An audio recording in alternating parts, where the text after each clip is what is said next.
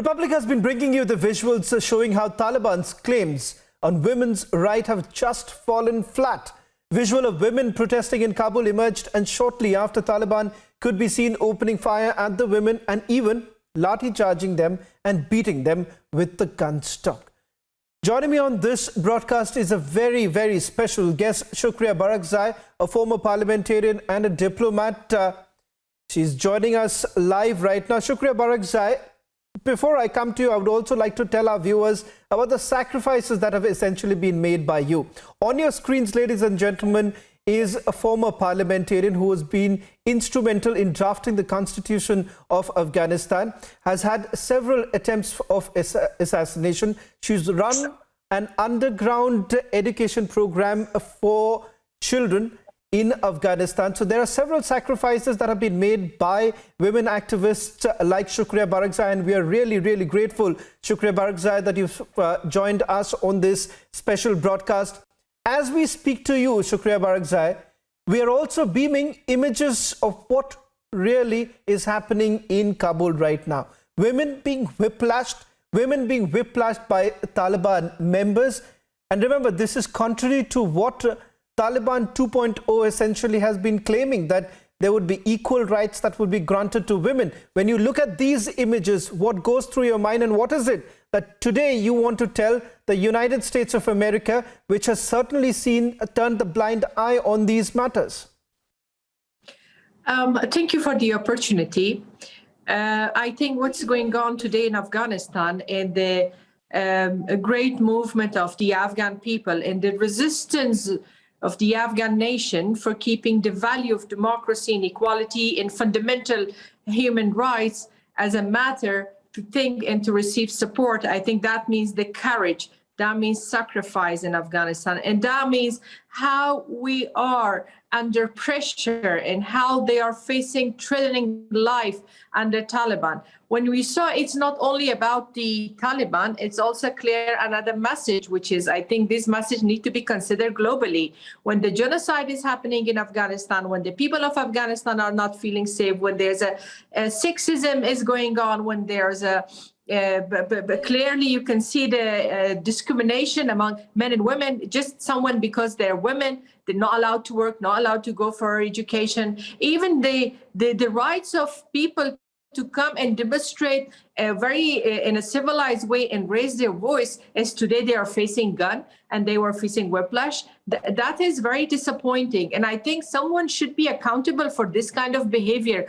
Taliban and also those countries and those state-sponsored terrorists, which is they bring the Taliban in power diplomatically and, of course, militarily. But when it comes to the message, I think this is a worldwide great message. I've been sacrificing my country for the last 23 years. I start my career when the Taliban was been leading Afghanistan, but that was a different Afghanistan. At that time, we were just only a few women. But later on, right now, you can see thousands of women and men. They are marching together on the street and they are raising their voice. And that means the resistance of the people for the great values of freedom. You know what is freedom means? So yes, yourself being one day in a prison, that you are not allowed even for your personal choices to be made. You're not allowed for music. You're not allowed for work. You're not allowed to be counted as a human being. I think Afghanistan is in 21st century. We cannot give Afghanistan back to the 17th century that the Taliban wants the people of Afghanistan to go. And what was been, they made promises. What is their action? I think it speaks more louder than their words,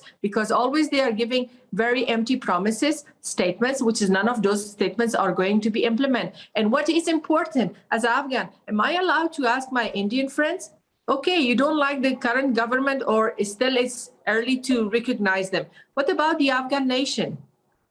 How much you open your door for those Afghans, which is their life in danger?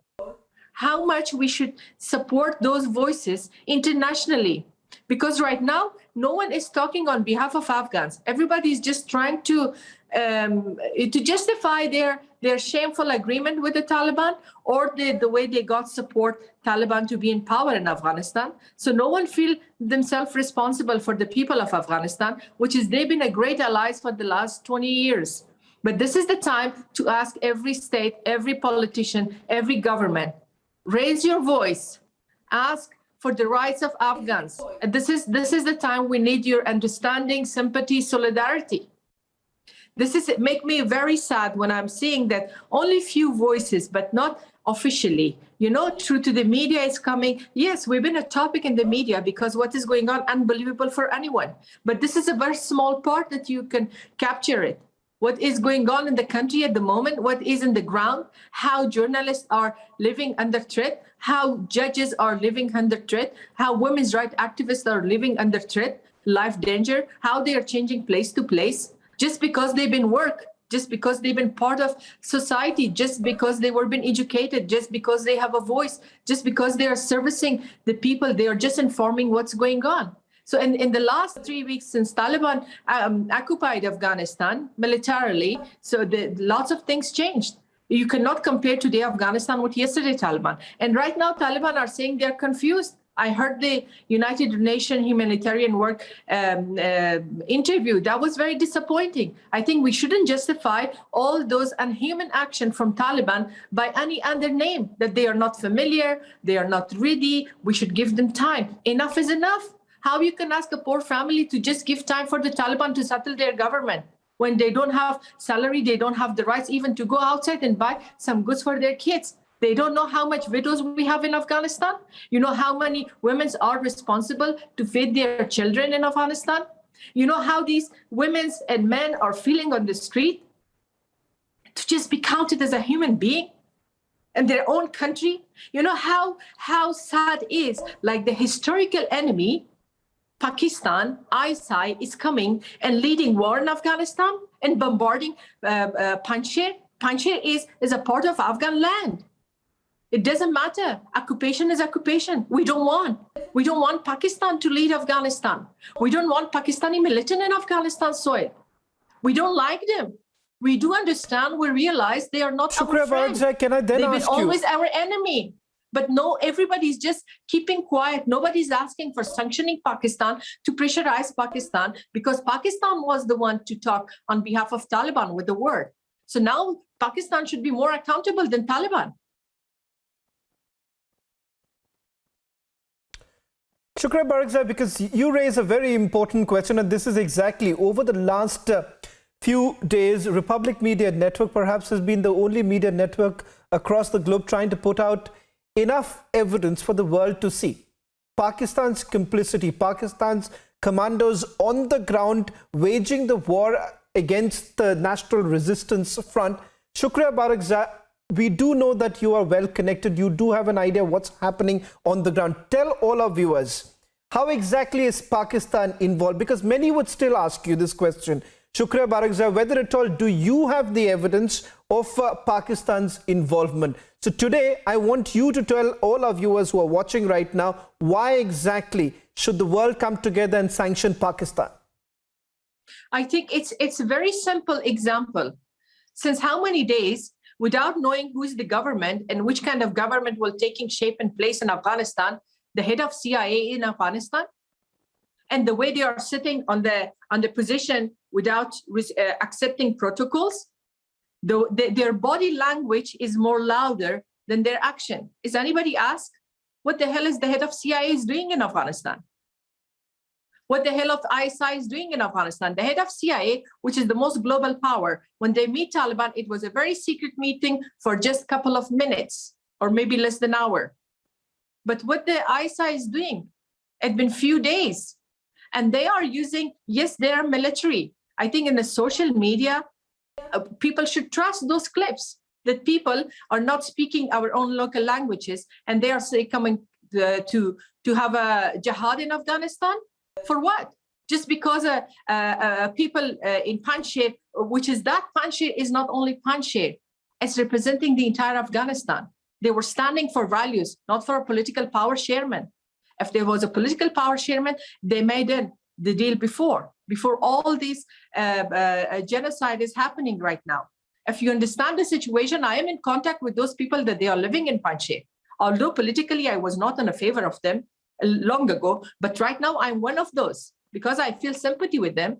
I respect their courage and I respect the values they are standing for. They are not there to just get a simple seat political life in Afghanistan. It's not for them to join the government. It's for them. That's why today the message was even more clear. They want the civil rights, the fundamental rights of Afghans to be recognized. They want free Afghanistan from ISI, from Pakistani and all other foreigner militants.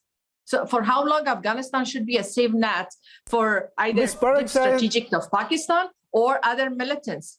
If you see the number of casualty, I think it was been in the social media that Pakistani soldiers with their cards, with their uniform, was been published in the media. So no one is believed that. Of course, if you're asking the Taliban media, if you're asking the journalists and the gun of the Taliban to say these things, and Taliban is equal to ISI, I think this is shame for us. Why no one believe Afghans' voices from the ground? For how long we should betray Afghans? I think this is the time we want honesty and friendship and understanding globally that they should sanction Pakistan. Otherwise, you will let the legitimacy and save land and save, let's say, geography for the all international terrorist network, including those networks they are danger, not only for Afghanistan, for everyone. So do you think Pakistan has sympathy with Afghanistan? No. They will be happy if Afghans fighting among each other, or they've been fighting with Taliban, with Pakistan, and Pakistan are being bombarded. So you know what means sitting in your home in Valley and just having a bomb from Pakistani aircrafts or their military aircraft? Because at the time we know none of the Taliban are not able to use the military aircraft for a military operation. But this is not justice, I believe. Your audience should believe Afghanistan is really in a very difficult situation, and it's a very difficult moment. And keeping silence and just being watched and just being waiting, what is the message of America or United Nations or anyone else? I think it's time in the name of human being. Everyone should understand in this globe, we are responsible for each other.